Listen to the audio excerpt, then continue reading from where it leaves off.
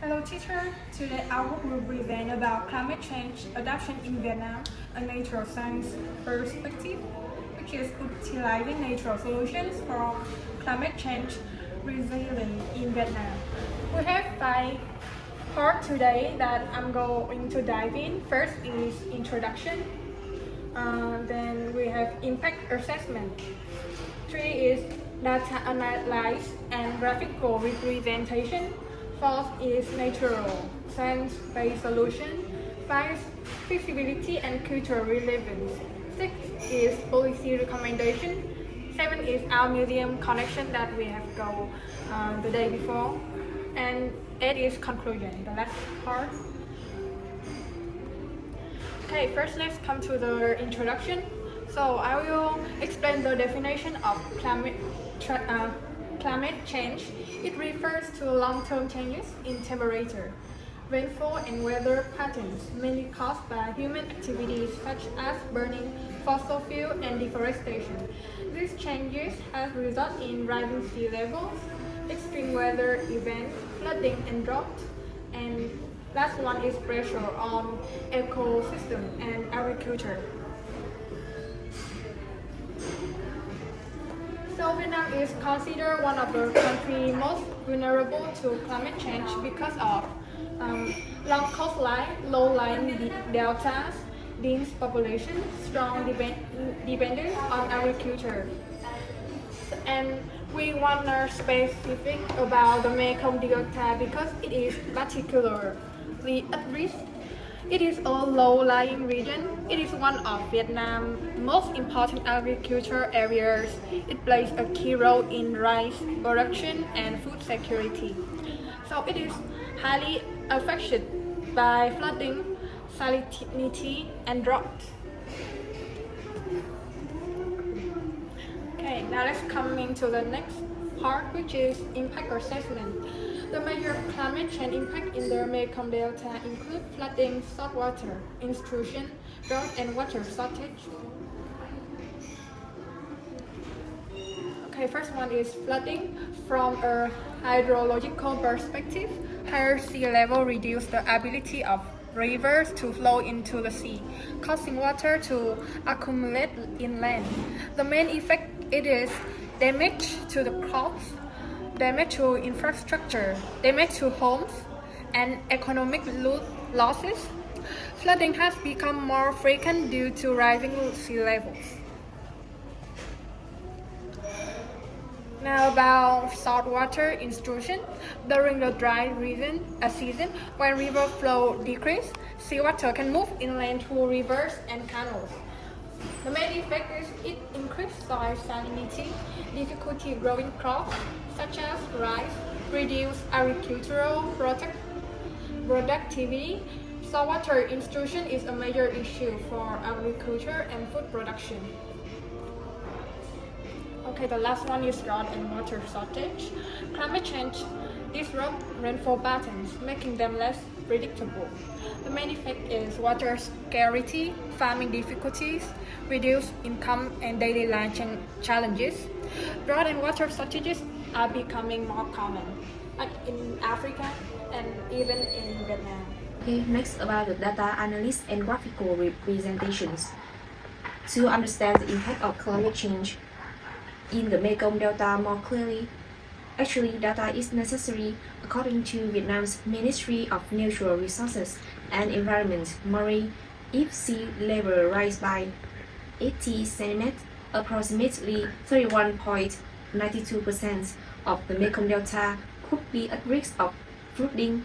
If sea level rise by 100 cm, 1 meter, this number increases to 47.29%. This means that under the 1 meter scenario, nearly half of the Mekong Delta may be directly affected.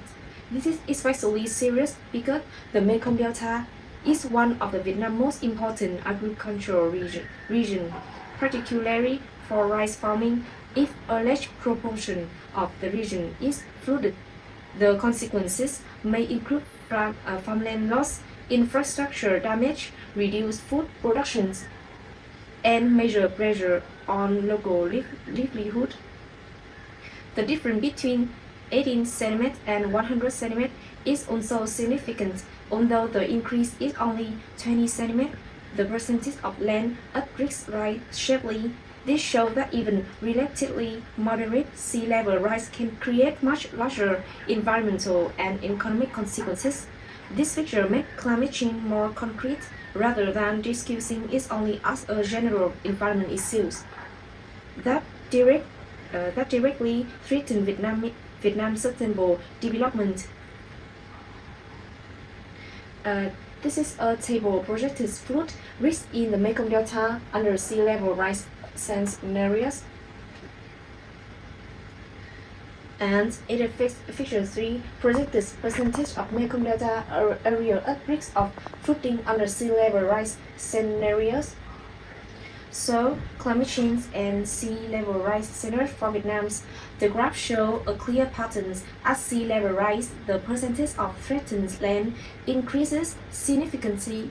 This trend highlights why early adoption strategies are necessary, especially in a region that plays such an important role in Vietnam's agriculture and food security.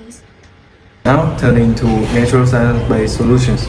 To reduce the impact, several natural solutions can be applied. Mangrove restoration, wetland restoration, and natural water management. Climate resilient crop. First is mangrove restoration. With mangrove forests act as natural barriers. Benefit is reduce waste energy, protect coastal area from erosion, protect against storm damage, absorb carbon dioxide, and support biodiversity. Mangrove restoration provides both climate adaptation and environmental protection.